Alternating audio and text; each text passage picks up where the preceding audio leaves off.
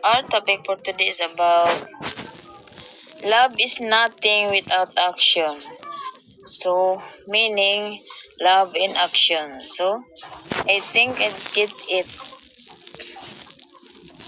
Bible verse that back this up. James 2 verse 17. Faith without works is dead. So, brothers and sisters, our faith without work is like dead. Another verse, love with words or speech, but with actions and in truth. Another verse, number 3, John 13, verse chapter 34 and 35. It says, love one another as I have loved you. By this everyone will know you are my disciples. Thank you and God bless to all.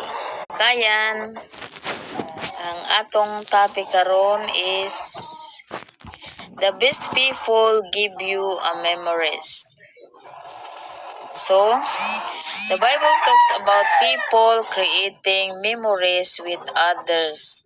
Like, number 1, Jesus and his disciples.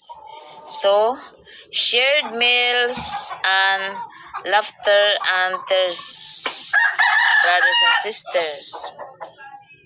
So, this is the best people give you a memories.